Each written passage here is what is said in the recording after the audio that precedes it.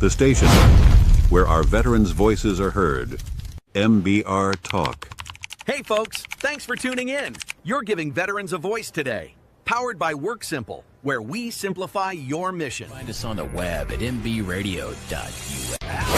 Lock in every Tuesday, 8 p.m. Eastern, for Tracer Rounds targeting veteran resources. You wonder why life feels like chaos, like tracer rounds flying all around you? That's why I created the Tracer Rounds podcast. Every Tuesday at 8 p.m. Eastern, I help cut through the noise and point veterans to those resources they need. Since 2023, join me. To hear interviews with veteran artists, veteran business owners, and businesses that support veterans. Catch us on Roku, Amazon Fire TV, and MB Radio.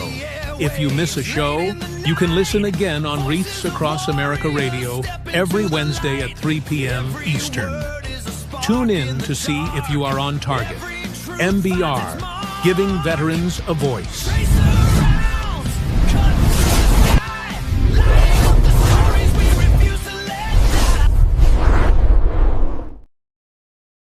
And welcome back to the Tracer Rounds podcast. I'm Terry, your host, and you're on Military Broadcast Radio, where we're giving veterans a voice. And tonight's voice is David Lee Brode, and he is an Air Force veteran. Welcome. Thank you, ma'am. It's nice to have you on the platform tonight. So we did mention that you're Air Force. You want to tell us a little bit about your military service, maybe when you joined and why you joined, and then why you picked Air Force? Funny story.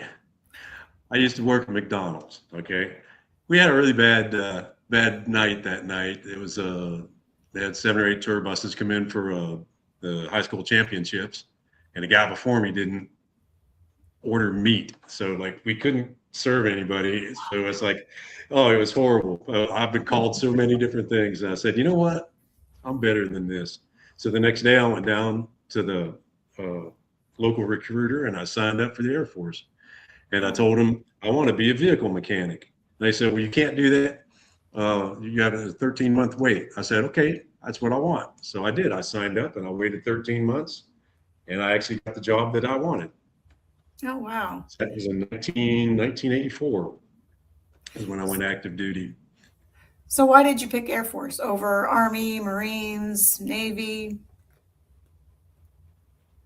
I don't know. My dad said the same thing because he was Navy and he was giving me all kinds of grief about it. But I don't know. I just had this feeling that maybe that was for me. You know, it's like it was all new. I was scared, just like any other kid my age, I guess then. So I took a chance, and it wasn't supposed to turn into a career. I was just going to do 4 years and get out. But my first assignment was Hahn Air Base, Germany.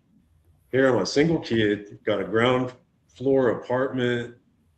I had a car. It's like, this is awesome. So it's like, next thing you know, it's like I was all in. I totally committed, and it was awesome. So what were some of your assignments? You told me before the show that you traveled a lot and that you had some deployments. I think, what was like one of your favorite deployments, and then what was the one maybe where you learned the most? Well, later in my career, I got to live in Egypt for 6 months.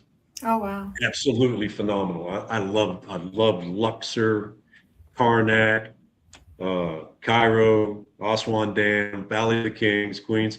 I got to see it because I got to live there. So it's no rush. Like, I didn't have to rush, you know, like you're there for like 2-3 days and you don't get to see nothing, but I got to see it all. That's Red nice. Sea, diving in the Red Sea. It was awesome. So that was like my most memorable, a good memory of an assignment. My first assignment, actually my second assignment, when I took a COT down to Bad Kreuznach, Germany, I went into forward air control. So I was in forward air control unit for 4 years. And that's where I ended up. I judged that assignment everywhere I've ever been stationed because we still keep in touch. I had the best leadership. It was amazing. And it's like everybody treated each other like a brother, you know, and it's like, and everywhere I went after that, I always, you know, I check it. It's like, what's this place got that did? It's like, and I always go back to that assignment there was like one of the best assignments I ever had, and I judged everyone after that. Well, out of that, we had an inspection one time, and the colonel from Sembach come up to visit us, and it ended up getting a by name tasking a week and a half after Saddam Hussein invaded.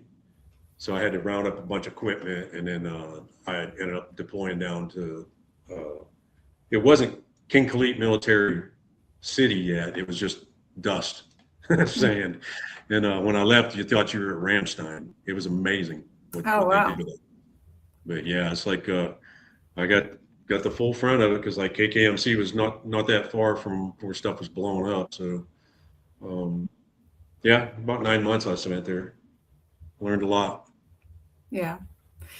So you said before the show we were talking about just some of your time overseas, and that you had developed PTSD from one of your deployments overseas. And how did you deal with that? Did you realize that's what it was, or what was it that told you that that's what was going on, or did somebody else tell you that's what was going on? Well, that incident there, it was in Desert Storm. There was a town that was next to us called Hafar al-Batin, and a bunch of Scuds come in and wiped out a lot of stuff over there. So we did a patrol. We went over there to do some checking it out and everything.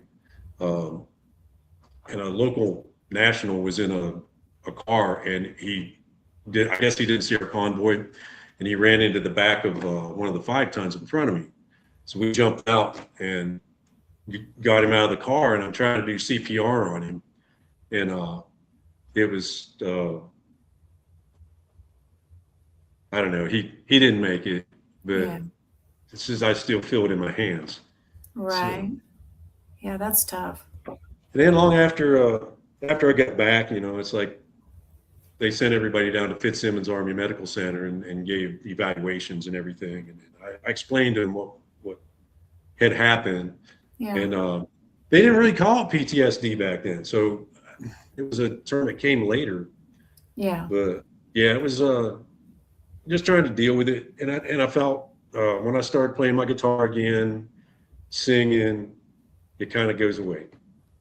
So that's my kryptonite. Right. That's your therapy. That's the ticket to really kind of working through those issues. So you spent 24 years in the military, in the Air Force. What did you do after? And at what point did you decide, okay, my fund meter's pegged, or did you just decide it's time to get out, or what was the reason why you decided to get out, or that you did get out of the military? I don't know. It's like you stay in so long, sometimes you get complacent, right? You're used to everything. And it's like, I got thinking about it. It's like, maybe I need to step away from it. But I didn't get far because I retired on a Friday, and then I ended up taking a civil service slot on the shop floor. I went from fleet management. I worked my way up to fleet management, and then I just wanted to be a nobody. I just wanted to turn wrenches, and that's what I did for about probably 10 years after I retired.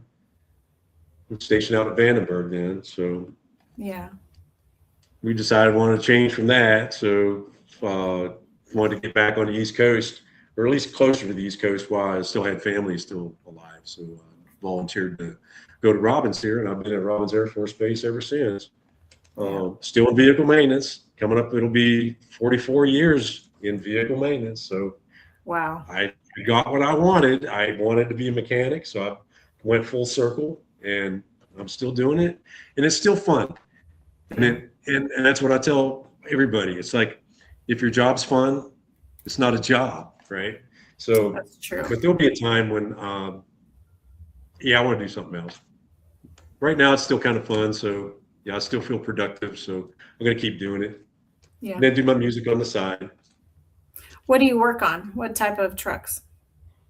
Oh, I'm a contracting officer representative and a heavy equipment inspector. So my shop's contracted out. They do a 5-year contract, and then I just have to make sure that they follow Air Force standards and the regulations, and be a good steward of the money. Right.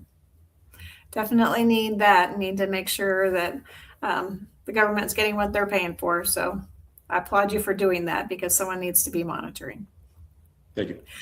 So you told me before the show that you grew up playing music or learning music or listening to music because you had family that helped engage you in that.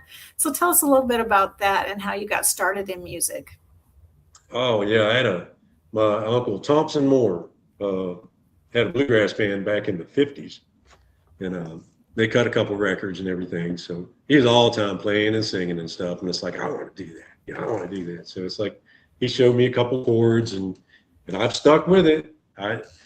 I know my parents probably didn't like it. It was not until I could play them right. But then I started playing and singing, and it's neat because Dad had a bunch of, if I remember the old cassette decks, the Channel Master square boxes. Yeah. And at the age of 12, I figured out how to multi-track doing that. He had like 3 or 4 of them, so I would record on one, play it back, and I'd record on another one, and I'd keep doing it. Somewhere I still got the tape where I did the song Godzilla, and I was beating on a garbage can for the drums and everything. But it's basic multi-tracking. I figured that out when I was 12 years old. So. That's awesome. Kids are really ingenuitive. They can really figure out a way to do things when you don't think there's a way possible. They figure it out. I'm telling you, it's like always something to do. We'll just say that in my household, there was always something to do. So. That's awesome. So you said that you've written how many songs? I think like 40 or 50 songs? I probably have 70. 70 songs. Oh, wow. Okay. Yeah, and it's like, and I've been sitting on them for 30 plus years, and it clicked inside of me. It's like, you have to at least try, right? Or otherwise nobody will ever hear them. So. Right. Sure. That's what I've recently started doing. I got my Library of Congress copyrights, so now I can do whatever I want. And it's kind of neat though. I look at like this introduction of AI has opened a different world for me, because I don't have a band right now, so I can take my music and I can add things to it, or I can alter it, and then I almost get what I want. You know what I'm saying? It's like it lets me know that the songs that I wrote have good bones. All I got to do is, 1, either get into the studio, get it recorded, or 2, market it and pitch it to somebody that would do better than me. But my ideas are solid, so that's what it showed me. So I'm trying to do that. I'm trying to get them out there. I'm on Apple, I'm on Spotify, YouTube, countless others. I went through CD Baby as the promoter, so they're currently putting some new stuff for me. I don't know if Joel got you that copy of Hold My Beer. That's the one I just released. That's one of my better songs right there. Yeah, check it out. Yeah, for sure. So was the first song you wrote, or was it just the first video, the Fire in Her Eye? Oh, Fire in Her Eye. That's my first music video. Yeah. I've had that song for a long time, but it needed a video to tell the story. And it's me being a storyteller. It's like, I guess I do it. I'm kind of thinking out of the box. It's like the song only tells a portion of it. The video fills in the other things that I want you to see. So I guess I'm thinking like a director. I don't know. It's like, I want to multi-angle tell this story. That's me thinking. It's like, whether it's right or not, I don't know. Just watch the video and see if you get it or not. It's like, that tells me if I'm on the right path or not. So, but I threw it out there. I put it on YouTube, so it's up there if you want to check it out. So what was the inspiration for that song? Was there an inspiration, or it's just some lyrics came to you and you just put them together? Well, I was thinking about, I got a lot of friends and stuff, and I wrote this song a long time ago, and it's like this girl that couldn't make a decision. She was torn between, what do I do? She could never make a decision. And I thought about, it's like she lived with her dad. Her dad was her rock, best friend. He died suddenly, and then she's stuck on the farm. So it's like, and then she has this musical past with him. And it's like, and she always wanted to go to Nashville and try to see what happens. So this is a song about her breaking that chain, and she's scared to death, and she goes to Nashville to try to make that dream come true. And that's what I tried to portray in the video. In real life, it's like we're all like that. It's like you're afraid to step out of that box. Everybody's so comfortable, but maybe that's not where you need to be. You need to try to do something different. And that's, she couldn't bring herself to do it until her father died. And it's like, she had to do it. That's kind of like the premise of what I came up with for that story. Well, let's watch it. Let's watch the video. So this is David Lee Brode, and this is Fire in Her Eye.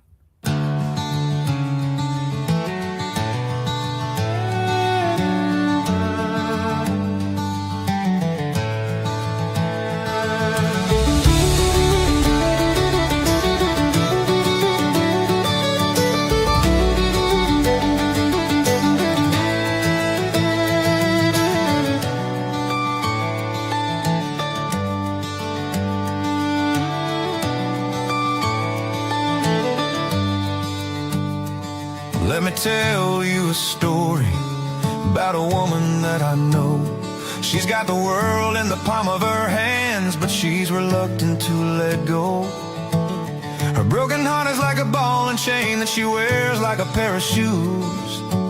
She's standing there at the fork in the road. Lord, she don't know what to do. Things happen for reasons that we may never understand. In the winds of change, she finds the strength to stand. Through the valleys low and the mountains high, she'll rise like the dawn with a fire in her eye.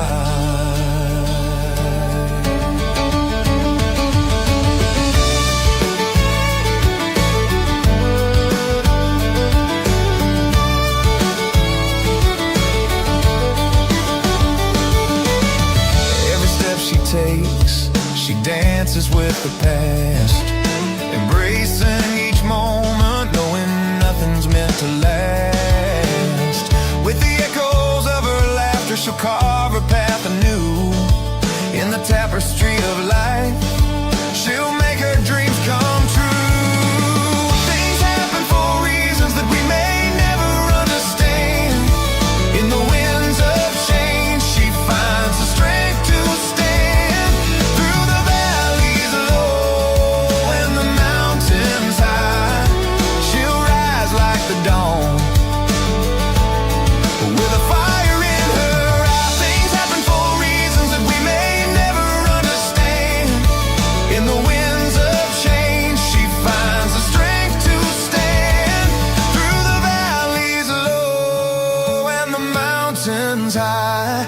She'll rise like the dawn with a fire in her eye.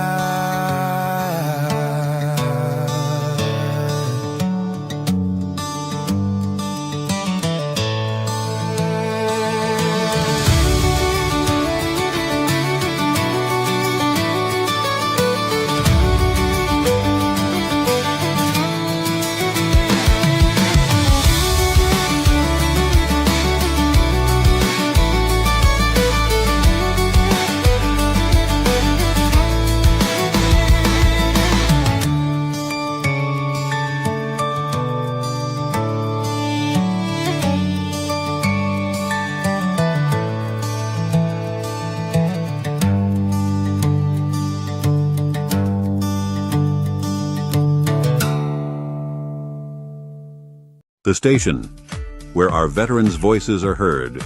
MBR Talk. Hey, thanks for supporting our channel by watching and listening. Find us on the web at mbradio.net. And that was awesome.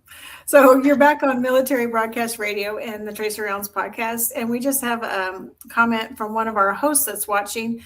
She hosts the World of Conscious Positive Thinking on Mondays at 9 a.m. Eastern. She says she loves the frequency, rhythms of the song. The storytelling is the best medicine. Thank you. You have a great voice, by the way. If I didn't already tell you that, you do. I love the tone and just the sound. It's so rich and so full. It's a great storytelling voice. It's getting harder to hit the high ones. I'll just tell you that. But I'm still trying to get it out there. So you put that all together, all the instruments and everything with AI. Yes. With your voice. Well, That's I played really guitar awesome. and played guitar and sang, but I added the rest of the band and everything. It took me a long time to get it the way I want it, but it sounds really good. It sounds very finished. well, thank you. I've never had any professional mixing anything, so I'm going by what I hear in my head. And I think a lot of musicians or at least songwriters and guys that do this they'll understand it. Sometimes it's hard to get what you hear in your head to your hands. I try all the time. There's some things I want everybody to hear, but I don't know how to do it. That's what I need to get with the right people, and maybe somebody will know what I'm going to do, like when I explain it. So I don't know. So have you taken your music out anywhere? I know you said that you did some performances in Texas and some other places. Oh, back in the day, it's like when I was stationed at Ellsworth. They used to have before Star Search, they had this thing called the Jimmy Dean True Value Country Showdown, which was a big deal everywhere for us. So it's like I placed in 2 different states when I was I got to play at the regionals when I won the local level out of Rapid City. And then when I got stationed down at Cannon, I won for West Texas, New Mexico, and I got to open for country singer Doug Stone down at the Civic Center in El Paso. Biggest thing I've ever done. And it was so much fun because I only had like a 3-piece band, but my steel guitarist was a fiddle player, played the banjo, played mandolin, and I'm telling you, we get up there and when Doug Stone introduced us, we did Wrapped Around Her Finger. I remember that forever. It's like it's a fun song, Jitterbug song. I wrote this song a long time ago, and Brian used to take the steel guitar and put it up on two of the feet and play it like a lead guitar, and people were going crazy. It's like Doug Stone after that song, he goes, "Man, I like that." So I reached over to the mic and I grabbed the mic. I said, "Okay, Doug, why don't you hook us up?" And there was 2,000 people out down below at the base of the Civic Center down there, and it's like, and I thought about it later. It's like, nah, you never hooked me up. Playing steel guitar though that's a workout. I didn't realize they use their knees so much, and so playing the steel guitar can wear a person out, I would think. So I can't imagine turning it like a guitar. That I can't picture it. I would have to see it to believe it. But yeah, we had a lot of fun, a lot of fun doing that stuff.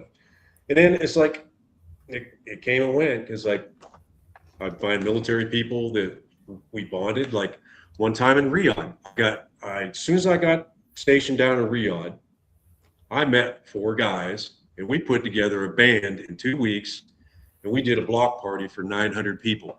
It was absolutely amazing.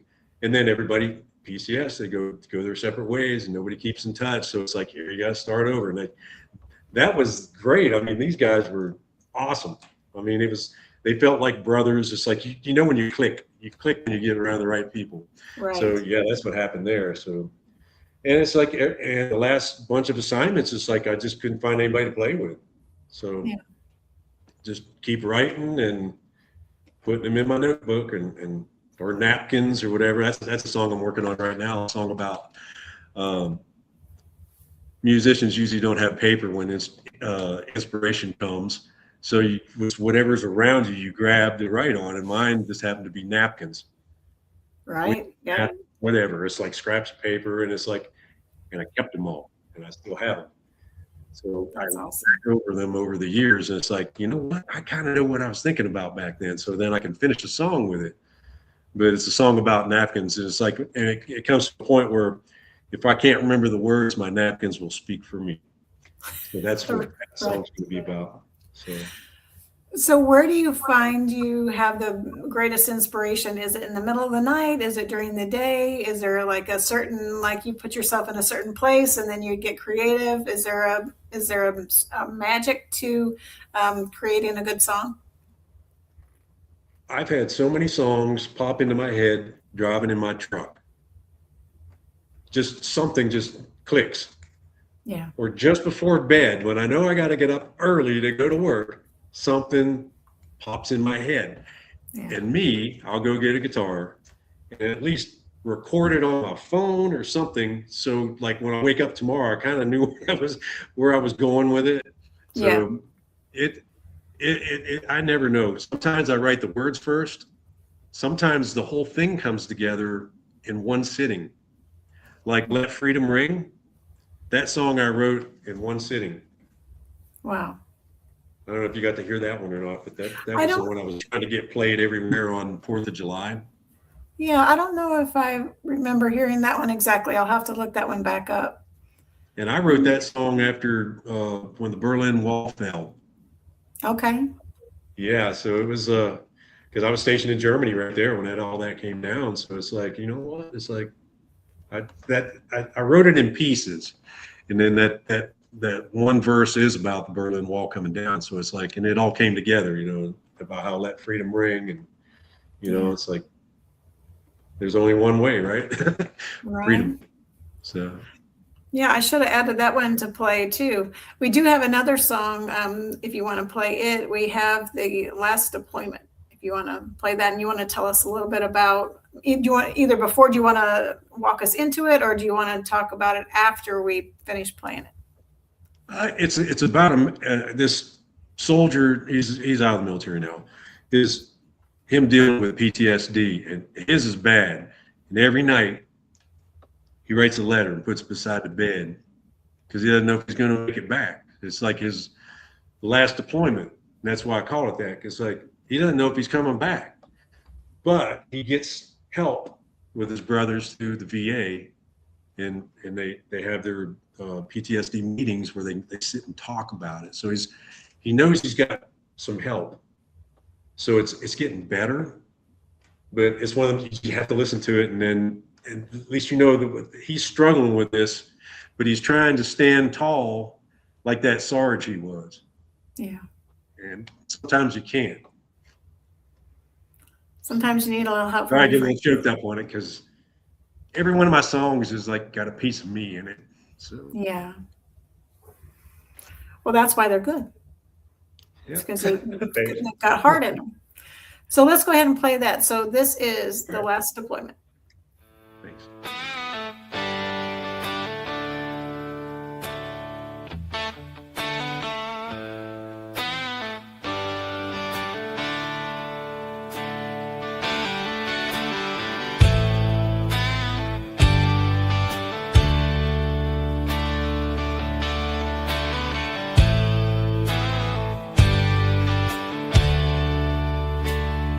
You need to read my letter.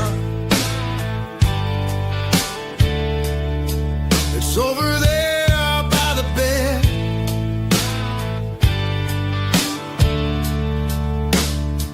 I'm going on my last deployment, and the battle's all in my head.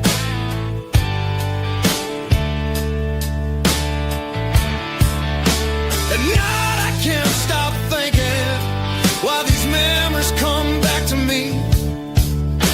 The pain I feel I know is real. No drug is gonna set me free. Lord knows how many times I've tried to stand tall like the Sarge inside.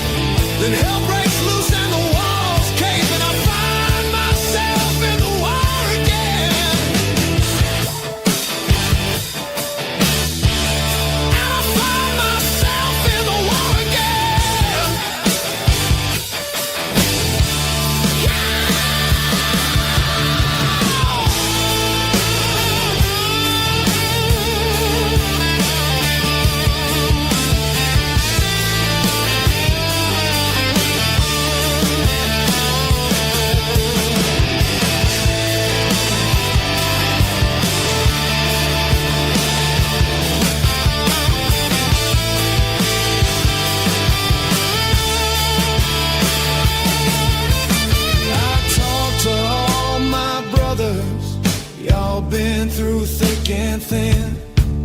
Your help keeps me forward. Might never go back again. But let me tell you something. This battle never ends. With some vitamin M, I'll lead my team to get me through this dream.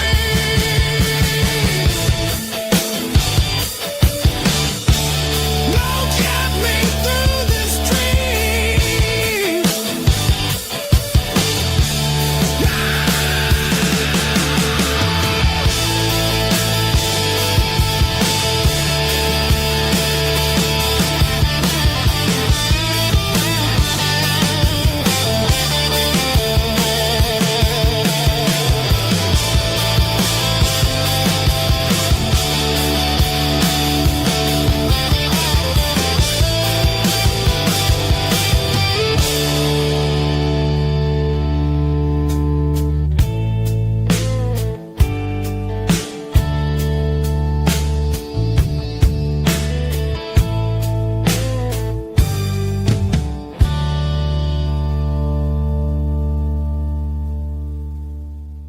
The station where our veterans' voices are heard. MBR Talk.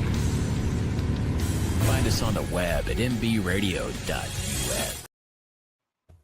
And welcome back. And we're with David Lee Brode, and that was his song, The Last Deployment. So that one had a completely different sound to it than the first one, obviously. But I like that you can really change up your sound and your voice to match a certain genre, because they were totally different genres. And so how would you classify your music, or do you? It all comes down to how I feel, and if the bones, like I said before, the bones of the song are strong, it should be able to cross genres. So I started looking at, I don't want to be stuck like, here's this country singer. It's like, well, I like rock and roll. I like classic rock. It's like, I like Southern rock. I like all this other stuff. I like Americana. I'm all over the place. It's like, I'm not locked into one genre. It's like, I want to tell stories, right? And however I got to do it. It's like that one, I was all over Southern rock with that one. Yeah. That's what I felt. But I got Americana songs. Oh man, I'll have to come back whenever I get my copyrights back for this next batch. I'm telling you, it's like I'm over the top with this next stuff. It's like it clicked up here. So, well, I can't say that I'm one or the other. It's like I like all music. So I'm with you. I like a variety of music. I'm not stuck on one era or one genre or one artist. I like the gamut of all different flavors of music, because I think that opens up possibilities when you expand your horizons beyond just what somebody says you should like or what society says you should like. You're from the South, so you should like country or Southern rock or whatever. I mean, it's like, no, I like all of these things because they all resonate with my soul and they all make me happy. And that's really what music is really about touching you here in your heart and, really getting you into a good headspace and a good place. If you believe in astrology and stuff like that, I started looking into that. Since I like music, I like to tell stories. There's a thing called Arturian. Arturians that's their power is song and storytelling. And it's like, maybe that makes sense with me. I don't know, because I've done it ever since I was a little kid. I wrote music, and I wrote it because it's what I feel and things I experience. So I don't know. So did you do that in school too? And did you ever perform in school, like when you were younger, maybe junior high school? Did you write songs and ever perform with your friends or do any of that, or for school? I did. I was the drama club president. Nice. So we wrote our own musicals. Yes, it was a lot of fun. And I had a good bunch of kids growing up with that. They understood, it's like, let's make it fun because like our parents got to come here and I know they don't want to come see us and everything. So whatever, it's like, so we'd make it fun for them. I used to sit up on stage. I mean, one time out of the blue, I was out there playing Stairway to Heaven in the middle of a play. It was like crazy. It's like, Oh, wow. So you play guitar, and what other instruments do you play? I mess around with mandolin. I got a mandola, and I'm trying to fix this 6-string banjo upstairs I got. I need to make a new nut for it, but I need more banjo. And I think America, everybody needs more banjo. That's me thinking. So, So kind of like the Saturday Night Live thing where they said more cowbell. For you, it's more banjo. A good banjo never hurt, for sure. No. Love that. Each has a place. Each has a Yes. place. As long as they're competing for each other, then that's too much. But Yes. it's nice to have a break.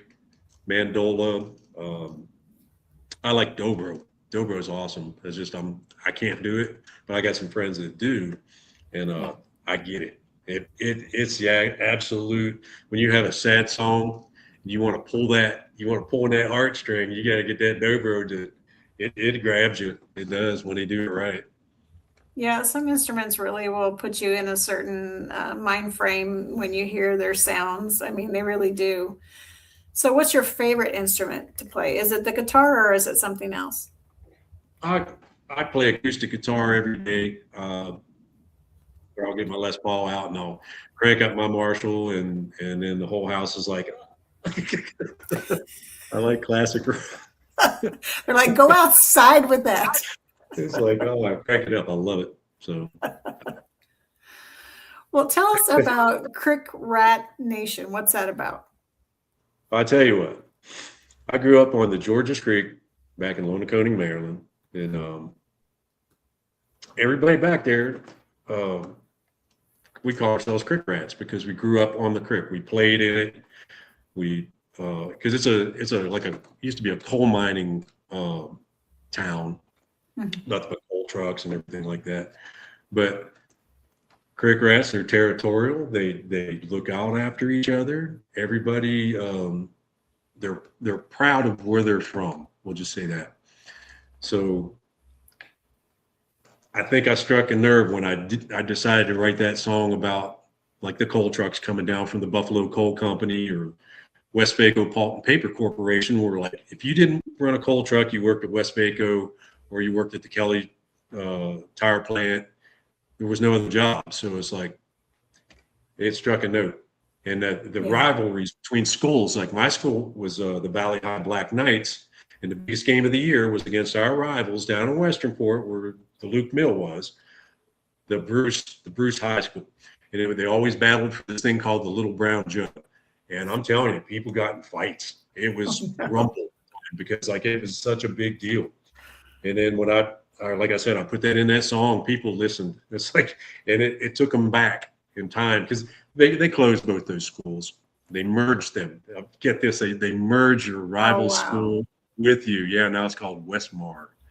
Oh my goodness. And there's still people that don't agree with it. You know, they want the Valley versus Bruce, but I guess, it'll live forever up here. I bet that was hard when they did that, when there's been such a rivalry. I bet it was pretty hard to put those schools together in the beginning. I mean, probably now that's, not as a big a thing as it would have been back, just after all the rivalries with football and everything else. It's like, how do you put those two together and have them be nice to one another?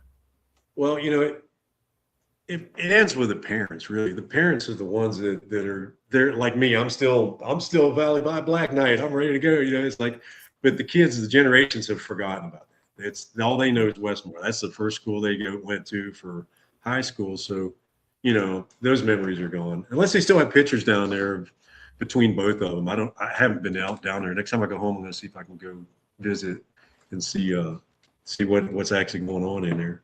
Right. They probably do. I mean, if they were two merged schools, they probably kept the histories of both and probably have it recorded somewhere in the building, I would think. At least have that Little Brown Jug trophy that we used to fight for. I mean, fight for. That's funny. I played football and I wrestled. So, yeah, that was one of our main rivals because we were a Class C school. and everybody else was like A.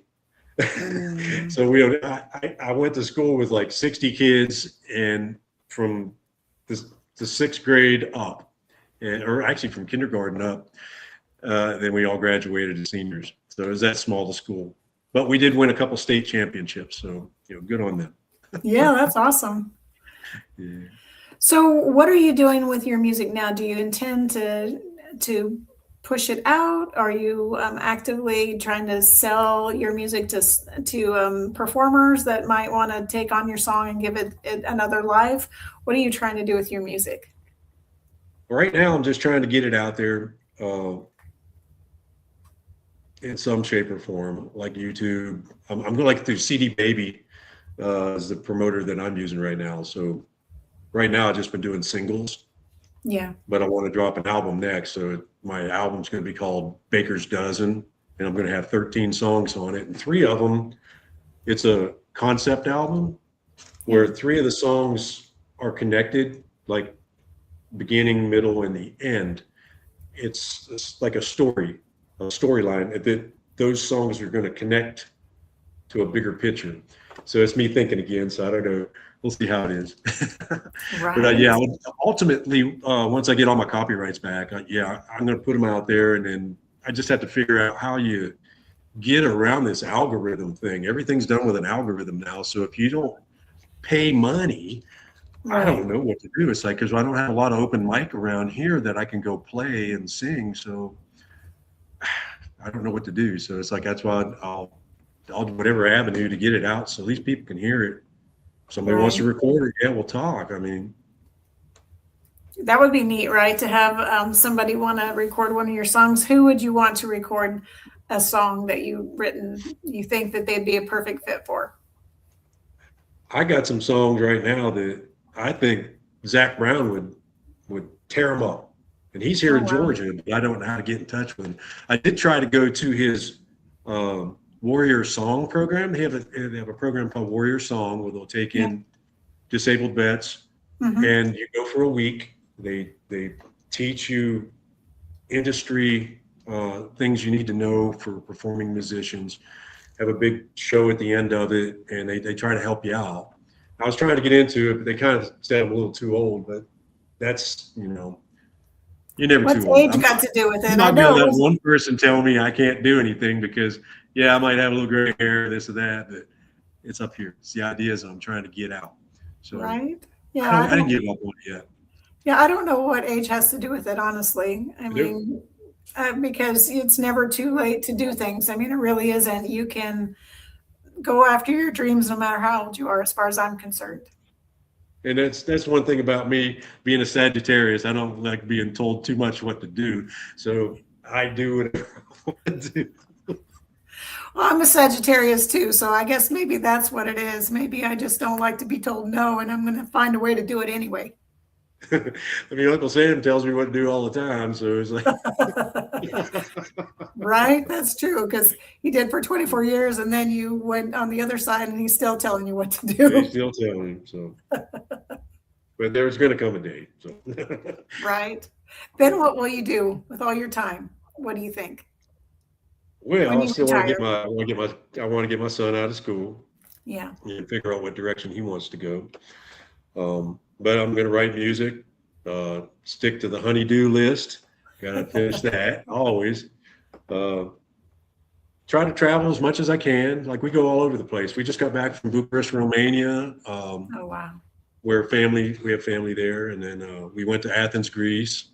We go somewhere all the time. So just trying to expand my son's world by getting to see these things while I can still take them. So yeah, definitely. You definitely need to see some of the things. Yeah, make the memories for sure. That's what it's about. It's really about making the memories. Yeah. I got lots. I'll just try to, my memories I'm putting in my songs. So who says you can't live forever, right? Right. Good song. That's right. And that song can live Once on. you know the context. Yeah. For decades. Yeah. And it can really tell your story. Yeah. So how do you see your music connecting with veterans? Do you see it as a way to kind of help people walk through? Are you in any kind of groups that, you're all helping each other kind of walk through PTSD, or just coming out of the uniform? I know you still work for the federal government, so you still kind of wear a hat federally anyway. But how is it when how is it when you come off of active duty and you no longer wear the uniform? I mean, there's a lot of transition that a lot of people face, and they're like, they don't realize who they are anymore because they've lost their identity, because it was that uniform, or it was that pair of boots, or whatever it was they did, that title. How did that happen for you? I know you went right into something that was similar, so it wasn't probably as big of a problem maybe for you, but for others, how do you think the best way is to navigate that? Well, I was going from you're always an NCO. Once you're an NCO, you never retire. Doesn't matter. So I would see young airmen struggling and just pull them aside. Hey, what's up? Where his boss should be doing that, but no, I would take it on my own. It's like, because all these years dealing with it, I can help them, So that's what I try to do that as much as I can for those that need it, and try to give them good advice, or at least point them in the right direction. The chaplain, the whatever, military one source. That's what most of the young guys are using now, military one source. You still try to set a good example. Lead by example, and I still try to do it. Still got my military haircut after all these years. I just feel like I never retired. It's just I don't have the same stress. I don't have the same stress that I did. So, but yeah, I mean, you just got to take care of your troops. You take care of them. You got to listen to them. Even, there's always somebody that don't want to say anything because they're afraid. So don't force them. Just say, hey, you okay? Sometimes that's all it takes, to show you care about somebody, and then they'll open up, and then you can figure out what's wrong with them. Then you know where to lead them to get the help they need. So I think it's just common advice, because I've had to live it. Right. I definitely just asking people, just talking to people, even if they don't answer you right away, just having you engage with them sometimes makes all the difference in the world to somebody, because they're feeling isolated or alone maybe, and just somebody reaching out really helps, because you never know what people are going through. Even though they may look fine on the surface, they're not always fine. Like, there may be something brewing underneath that smile, or that that happy persona. There may not be a real happy person underneath that. They're really dealing with things, and they're really just struggling to get by. And so you just reaching out, just asking questions sometimes is all the difference in the world. Yeah, you can only keep a straight face so long, because it'll be tearing you up inside. It's tearing you up inside, and it's like, that's when it leads to worse problems. So that's all we can do, is look out after each other, and just be a good listener. Sometimes you don't even have to say anything, but let them talk. Yeah, let them vent. So it's just knowing the things that you have to act on. You have to do those things in order maybe to save someone's life. So you have to know those signs and know those things. So it's like, be an active participant in it. So I mean, like, I do it every day. I watch people. I watch the stress. I watch what these constant taskings, all these things that we do here at Robbins, and it takes its toll on people. Yeah. And the stress that I had to deal with is different from what people have to deal with now. It's different kind of stress. So I try to put myself in their shoes, because all you see is people doing this. Right. Yeah, you know what I'm saying? It's like, yes. You can't, I don't know what's wrong with you. It's like, quit looking at your phone. Come here and talk to me. Right. Yeah. Put the phone down for a second, for sure. Yeah. It's like, give yourself a break. Well, that's part of the problem too, is people, record so much, and then some of the stuff that probably shouldn't be out there is out there. And then it leads to a whole nother level of stress, because they're having to deal with the blowback of having that thing out there, whatever that might be. because all their I guess maybe you'd say hiccups are recorded, and people are going to see them. And that's the problem. Back in the day, we didn't have any of that, or I didn't have any of that. So my mistakes aren't everybody's business. They had to be there to know about it. But nowadays, everything's out on the internet, so everybody knows about it. So that in itself is very stressful for, anybody that has that situation go on, because it haunts you. I'm telling you, it's like whoever invented this stuff figured out that constant endorphin dump as you're scrolling through garbage. It's like garbage. Like, what's this? I mean, some of it's funny, yeah, but 20 minutes later, you're still doing it. It's like, that's when you gotta limit yourself on that. And I feel bad for these kids growing up now, because that's all they know. Yes. Yeah, on the phone. And it's like, what do you do? It's like, I don't know. Life. Well, my son, he asked me the other day, he's grown and older, but he was like, man, the phone is taking up too much of my time. He said, I need one of those dumb phones. And Amazon actually sells a dumb phone where it basically just rings and that's it. Like, you can't do anything else on it. So you don't doom scroll. You don't like get on social media. You don't like check your email, all this stuff. It's just a dumb phone. And I was like, and it's like $700 or something for this dumb phone. And I'm like, why in the world is a dumb phone $700? It doesn't do anything but ring. You just go by Goodwill or something and see if you can find a jitterbug. Right. It was like the old jitterbug. They didn't do nothing. Yeah, they did very little. That's right. But he was like, but to your point, he was just getting so overwhelmed with, everything that the phone is, because you just get so like engaged with whatever it is that's on there, if it's TikTok or if it's YouTube videos or Instagram, whatever it is, like it just draws you in, and it's a time suck. It takes up your time, and you could be doing something productive besides having all these videos that may be funny, but they're really not helping you do anything. Yeah, because like the problem is that they looked into it, is like this constant endorphin dump. It's like because the young child doesn't know how to handle that. So it's like constant endorphins. Then you stop, and then they start with their monsters. It's like, so I wish they could do something about it. I don't know. Yeah. How can you limit time on it? It's like, I don't know. That's beyond me. I write songs. I might have to write a song about it. There you go.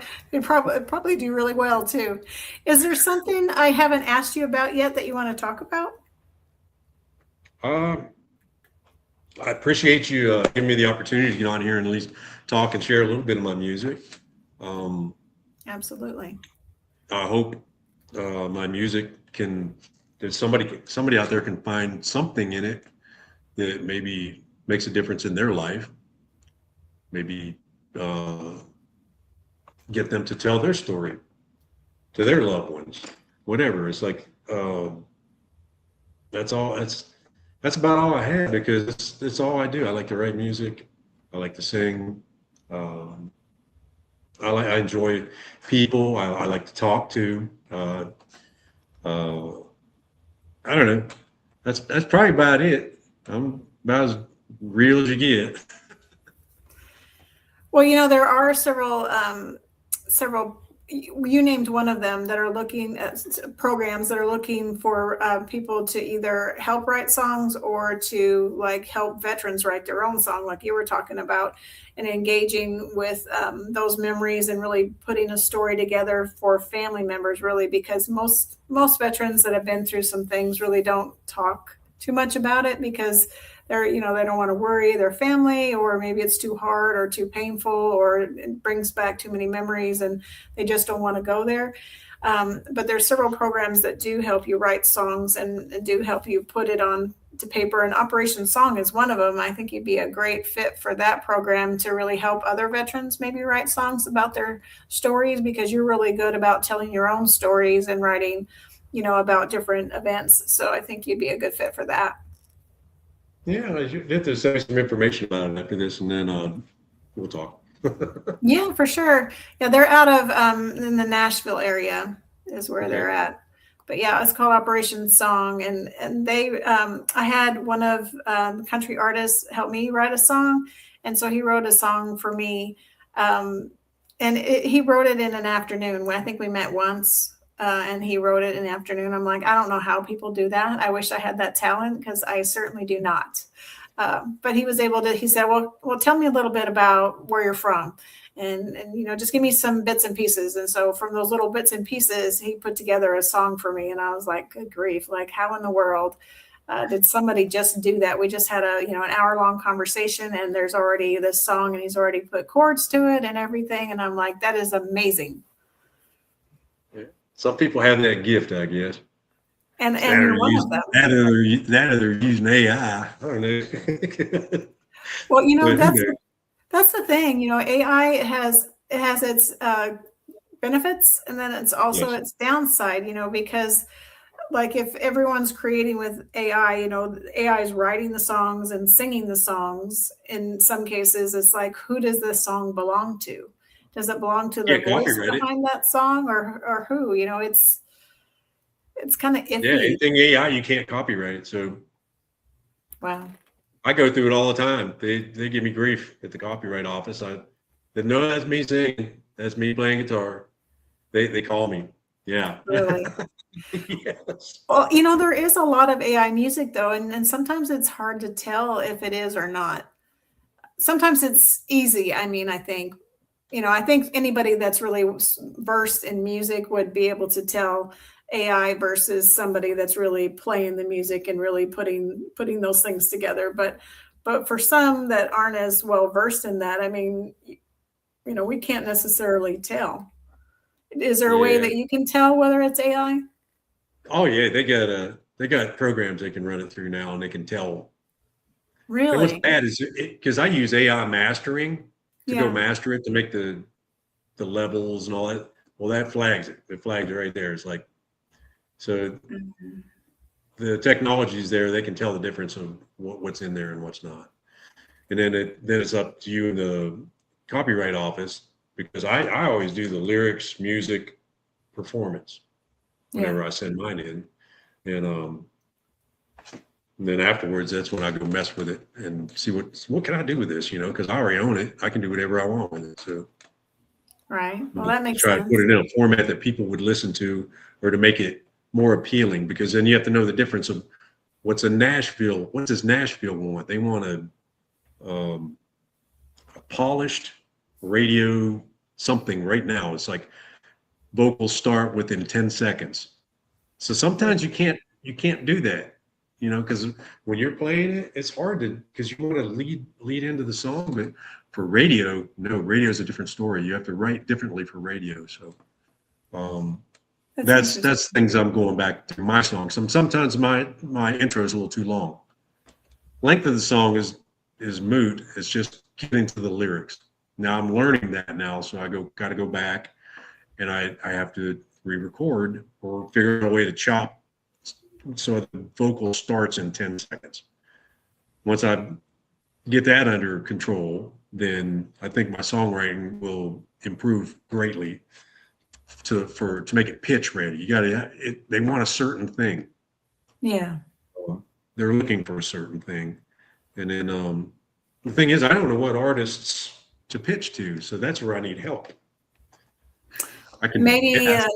Maybe CD Baby can help you with that. They should know. They should be able to help walk you to different, avenues of engagement with selling or marketing your music. Actually, when you go do a submission, they ask you, who do you think you sound like, or who? Yeah, I don't know. It's like, who do you think would sing this, or who do you like? It's like, I don't know. It's like, I need help with that, but they don't provide that information. They just they get it, they get it out to the different platforms, and then charge you like, sometimes it's $9.99 with nothing. Or they do this thing called CD Boost, where they do all this thing called Hear Me Now, where you have one page and you can click on one page and it's got all the links to like Spotify, Apple, YouTube, all the places that they market to. So you don't have to keep emailing your friends or blowing up your social media all the time saying, "Hey, I got a new song. You got to go to this." You can just post one page on your website, and then people can find it. So, Right. some things are good. Some things I question, but to me, it's all tied into that algorithm stuff, and I'm like, I don't like it. But yeah, it makes it tough. it ain't going away. So, Right. Well, we've got to end the show, but I appreciate you coming on, David. It's been such a pleasure getting to chat with you and getting to hear your music, and I look forward to hearing more and having you back. well, I appreciate it. Like I said, it was a pleasure getting to come here and share a little bit of my story. And like I said, I hope my music can connect with other veterans out there, or anybody. Maybe you can find something in there. Reach out, shoot out to me. It's like you can reach out through I think YouTube and then contact me if anybody wants to talk about stuff. Or you can look me up on Facebook. I'm David Lee Brode. You'll find me. I'm everywhere. So That sounds good. Well, this is Trace Around signing off. Thank you. Hi, I'm Beaker with Military Broadcast Radio TV. We're your virtual MWR, bringing veterans radio, podcasts, gaming, animation, 3D printing, and a community that never leaves you behind. Download our Roku or mobile app today. Wisdom to share if you listen this week, so pull up a chair and stay for a spell. We're heading down a trail where good stories dwell.